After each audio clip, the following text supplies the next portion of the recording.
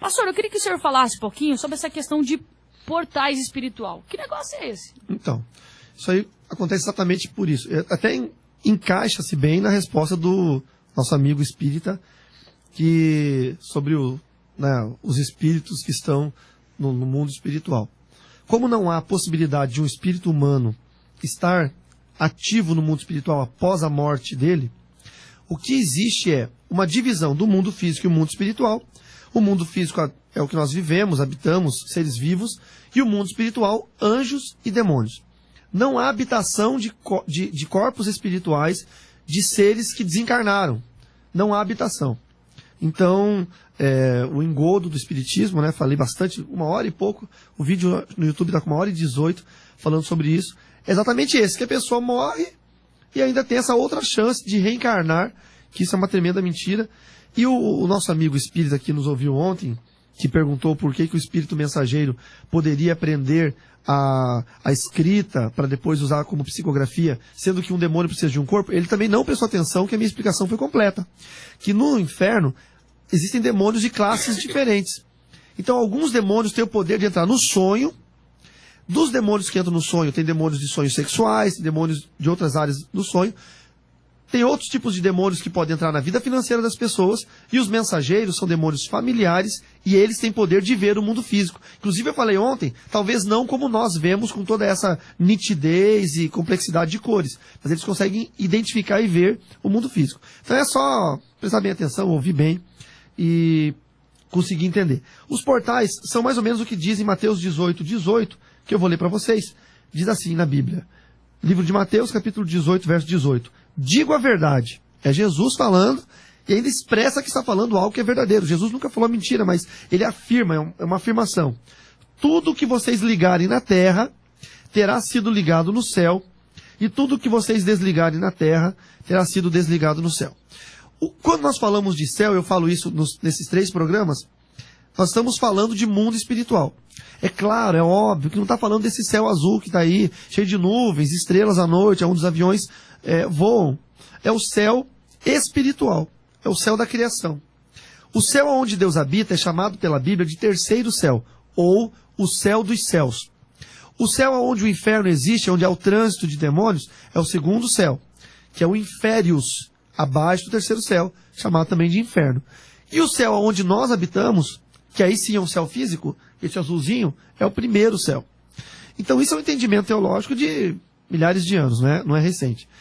Nesse entendimento de que tudo que nós ligamos na terra é ligado no céu, ou tudo que nós abrimos na terra é aberto no céu, nós entendemos que há a possibilidade de passagem, de trânsito, de palavras ou atitudes do mundo físico para alguma atitude no mundo espiritual. Semelhantemente, do mundo espiritual, uma passagem ou trânsito para o mundo físico. Mas volto a afirmar, não de seres humanos que desencarnaram e os seus espíritos estão no mundo espiritual.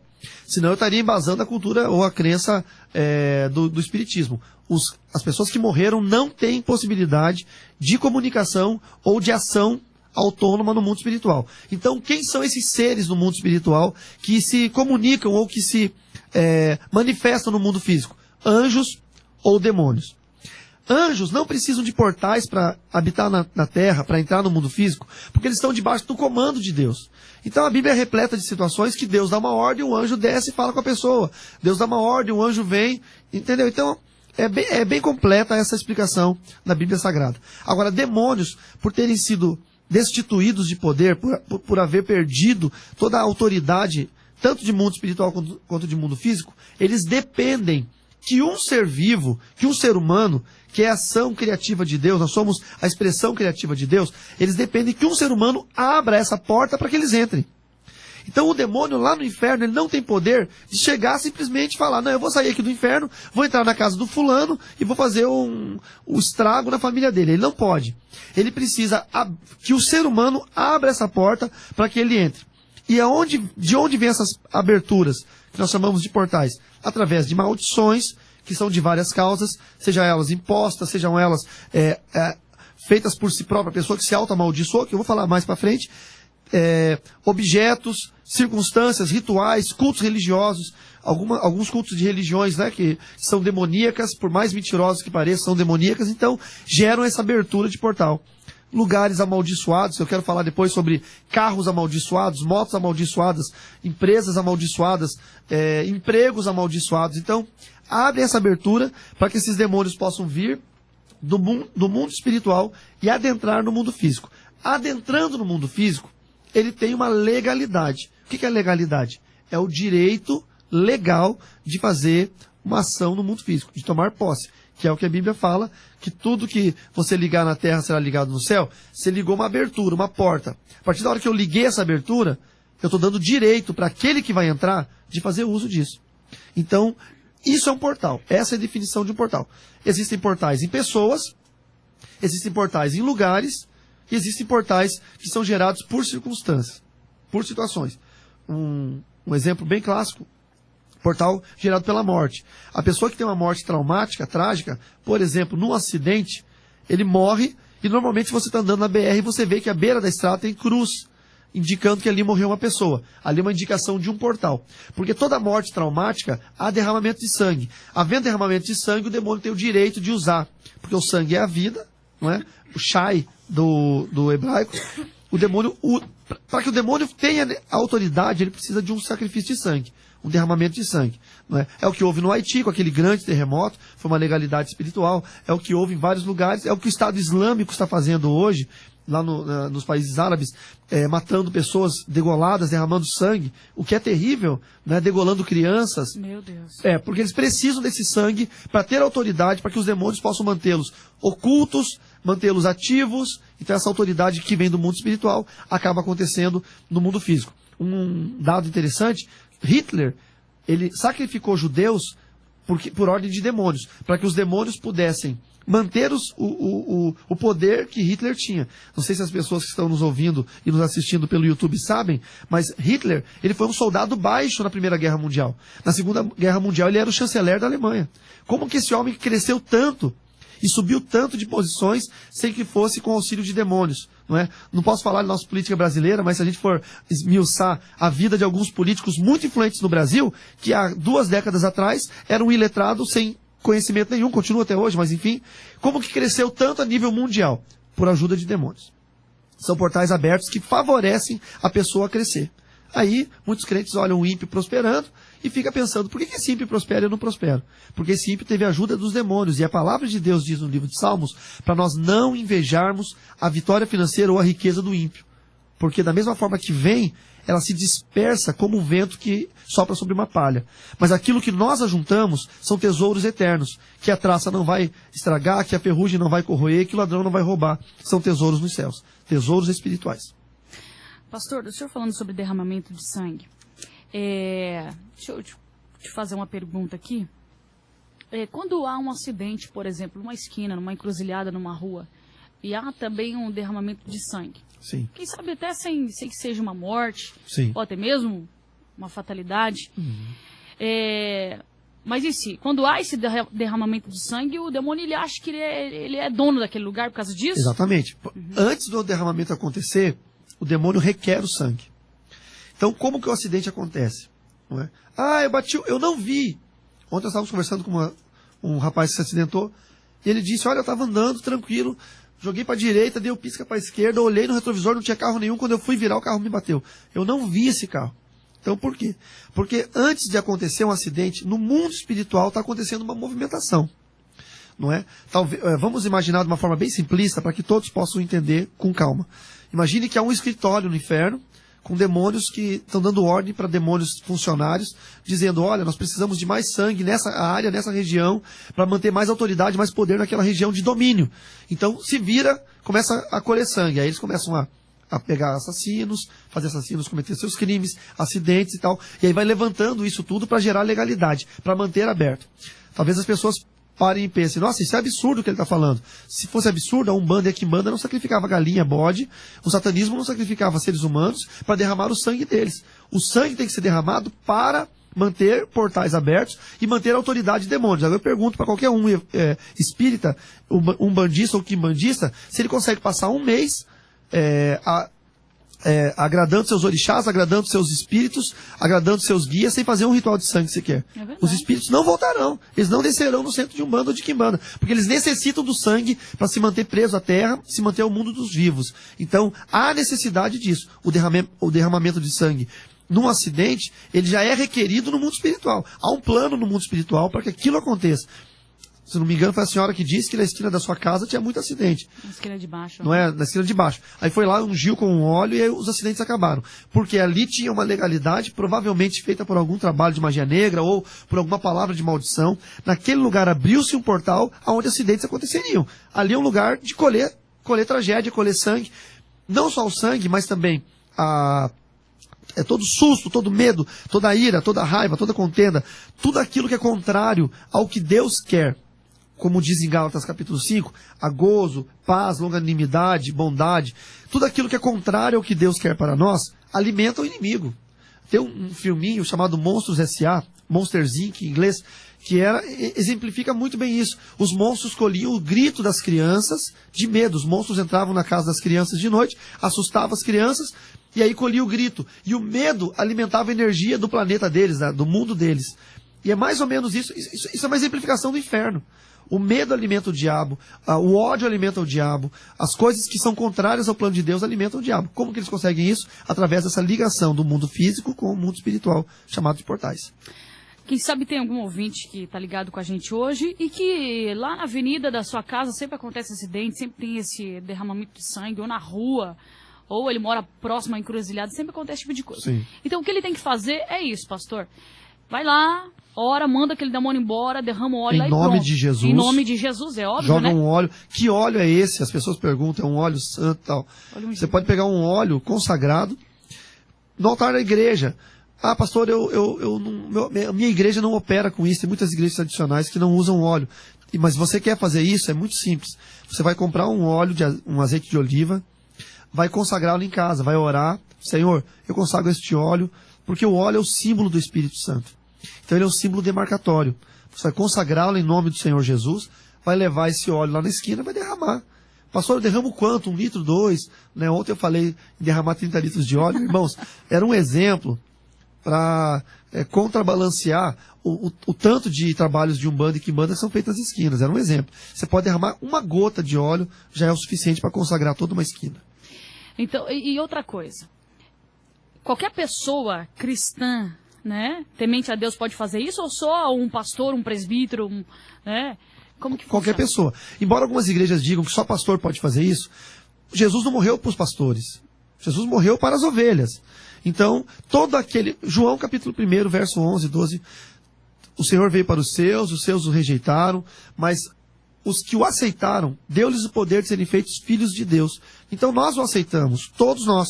Seja o pastor, seja o bispo, apóstolo, enfim, o mais alto grau que hoje se institui, seja o crente, aquele crente que não faz nada na igreja, só senta para ouvir a palavra, que a gente chama de cristão leigo, aquele crente que fica ali sentado, só ouvindo a palavra, se alimentando. Inclusive ele tem o poder e autoridade, em nome de Jesus, de fazer isso. O maior medo das pessoas é, se eu fizer isso, eu vou ter retaliação? A retaliação, ela é diferente da guerra. É claro que toda ação no mundo espiritual, nós estamos numa guerra. É quase impossível um exército ir para uma guerra e nunca tomar nem que seja uma pedrada. Então a gente vai tomar umas pedradas, vai tomar uns arranhões. Mas a retaliação, ela é quando o demônio passa a ter legalidade sobre a vida da pessoa. Isso não pode acontecer. Porque Deus tem nos guardado. Agora, umas pedradas aí por aqui e por ali, não é? O cara termina de orar, sente uma dor de cabeça, sente uma tontura, uma fraqueza, dor no corpo. Isso é normal. Isso é normal. Porque você está na guerra. É normal. É muito fácil você entrar numa guerra e esperar que não vai tomar nenhuma pedrada. Você vai tomar. É como um combatente. Vai estar numa luta, um lutador. Não vai tomar nenhum soco. Vai tomar. Mas venceu a luta. É isso que importa. O que não pode acontecer é 2 lutadores entrarem e um sair morto. Isso não pode acontecer. Isso é retaliação. Eu não posso... Não pode acontecer de eu ir numa batalha, orar com uma pessoa, ou ungir uma encruzilhada, voltar para casa, meu filho está de cama, ter que ir para o hospital, quase morrendo. Isso não pode acontecer. Isso é retaliação. Mas eu ir, voltar com uma dor nas costas, uma tontura, uma dor de cabeça, isso é natural. Sim, o corpo físico sente, Claro. né? O mundo espiritual. Isso é as sensações, a sensibilidade espiritual do mundo físico. E tem muitos pastores que falam assim, não existe esse negócio de retaliação. Inclusive até esses dias uma irmã que é recente na nossa igreja falou assim para mim, pastora, o meu antigo pastor sempre falava para mim que esse negócio de retaliação é tudo palhaçada, diz-que-me diz-que de pastorzinho que trabalha com libertação e tal. E ela me procurou justamente porque ela tem uma vida com muitas legalidades, né?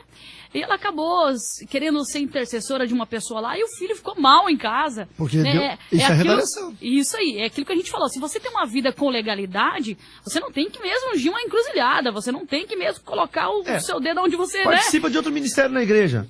Justamente. Agora, se você tem uma vida em comunhão com Deus, sem legalidades, aí sim, você tem que entrar na guerra mesmo, né? E ela falou assim, que disse que ela aprendeu isso todo o tempo quando ela estava nessa igreja, que esse negócio de retaliação não existe. É balela. Então, eu tenho uma experiência muito interessante. Eu tenho um amigo meu que também tinha essa linha de raciocínio. Que não existe isso, não existe isso. Claro, é o que eu estou falando. Não existe retaliação para quem está preparado para a batalha.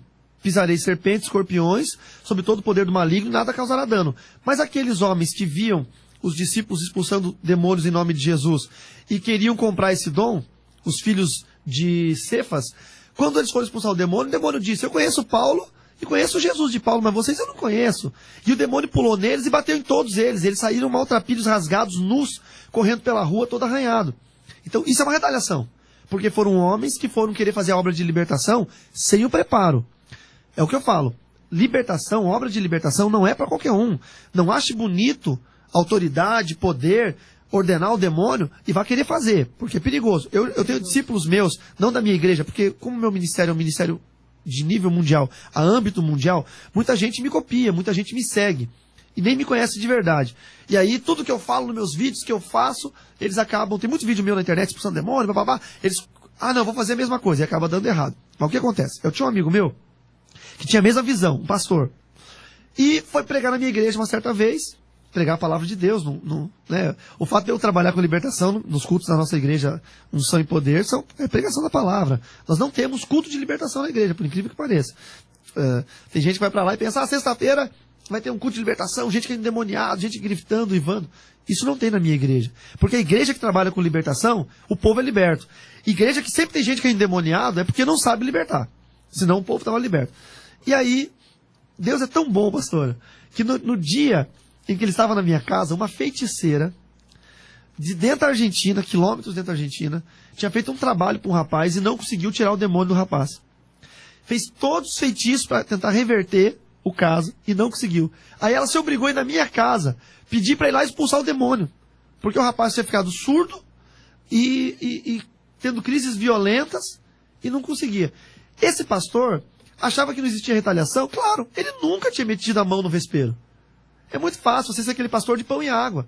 Entendeu? Pregar os salmos, pregar as bem-aventuranças. Nunca. O diabo nunca vai ter medo dele, nunca vai querer retalhar, porque também não tem preocupação. Esse cara não é um problema para mim, o diabo vai dizer. Aí ele foi comigo. Quando ele chegou lá, na casa da feiticeira, cheio de caveira, de morcego empalhado, pendurado, cheio de mandala, cheio de coisa. O camarada deitado numa cama, um gigante, surdo, mudo, mas ele não era isso, ele estava por causa do demônio.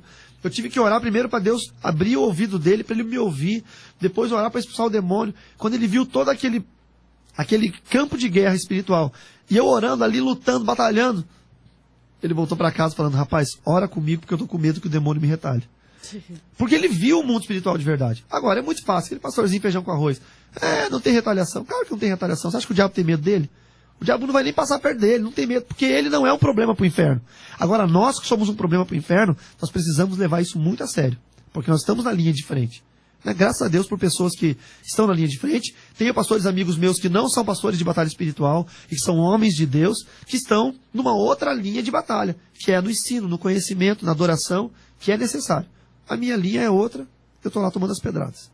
O senhor falou um dos portais agora, que é a questão do derramamento de sangue. E quais são os outros tipos de portais, pastor, que existem? Tá, vamos lá. Vamos primeiro nos portais pessoais, que são pessoas que se tornam portais. Isso é muito interessante nós falarmos. Existem pessoas que elas têm uma porta aberta com o mundo espiritual. E aonde elas forem, fenômenos vão acontecer. Tá? A parapsicologia vai chamar de fenômenos parapsicológicos.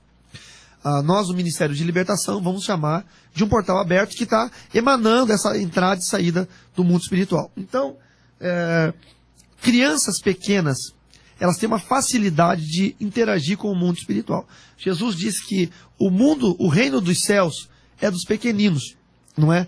Então, imagine vocês, lá no livro de Mateus, capítulo 16, verso 19, diz: eu darei a vocês as chaves do reino dos céus. O que você ligar na terra será ligado no céu, muito parecido com outro texto que nós lemos. E o que você desligar na terra terá sido desligado no céu, muito parecido com Mateus 18, 18. Nós temos uma chave. Nós temos o poder de ligar e desligar no mundo espiritual, no reino dos céus. As crianças não têm essa chave. Elas não conseguem ligar e desligar. Fica aberto o tempo todo. Por isso que muitas crianças têm amiguinho invisível. Por isso que muitas crianças fazem coisas que você não acredita. Tem crianças que vão na varanda e se jogam da varanda do prédio. E o pai e a mãe ensinaram várias vezes. Por quê? Porque um amigo invisível foi lá e falou para ela. Você nunca vai saber que foi um amigo invisível que falou para ela, porque ela já está morta. Mas se ela sobrevivesse e a mãe e o pai perguntassem: filho, filha, por que você se jogou da varanda do prédio? Ela diria: não, meu amiguinho invisível me mandou eu me atirar lá para baixo, me jogar. Então, a criança tem esse contato com demônios, ou com anjos, tá? Depende do tipo da criança, da linhagem, né, espiritual que ele segue. Se é um evangélico, muito mais provável que tenha contato com anjos do que com demônios. Aí, existe um caso, pastora, que é muito interessante, que as meninas, na primeira menstruação, elas atraem uma classe de demônios, porque elas têm o mundo espiritual aberto para elas, e o sangue da primeira menstruação atrai os demônios. Eu não sei se eu falei isso no meu livro Bruxaria, talvez não tenha falado. Então eu vou falar no segundo livro, se chama O Demônio das Cidades, tá? Que vai sair para o meio do ano. Que é a continuação desse livro. Interessante. E tem uma classe de demônios, como eu falei que os demônios mensageiros são demônios familiares, eles podem ver o mundo físico de uma certa maneira, como tem alguns demônios de área financeira, outros demônios de áreas sexuais, existem demônios de uma classe muito especial, que consegue sentir o sangue das meninas nas primeiras menstruações. Então, isso explica muita coisa que as pessoas não sabem. Um outro tipo de portal aberto é um portal para entrada de maldição. Aí não é um portal que entra demônio. Ele entra só a seta do demônio, que é falado, ele é aberto pela fala. É quando a mulher, vou dizer uma mulher, mas isso serve tanto para homens ou mulheres, fala mais ou menos assim numa briga com o marido. Ah, eu queria ficar doente de cama. Queria ficar 1 ano de cama para ver o que você faria sem mim. Quem ia lavar sua roupa, quem ia limpar sua casa. Já que você reclama tanto de mim. Aí ela libera uma maldição. Esse portal ficou aberto à maldição. Essa maldição vai entrar e sair várias vezes e vai mantê-la doente. Vão fazer exames com ela, vão pagar caro em clínicas, não vão achar a doença.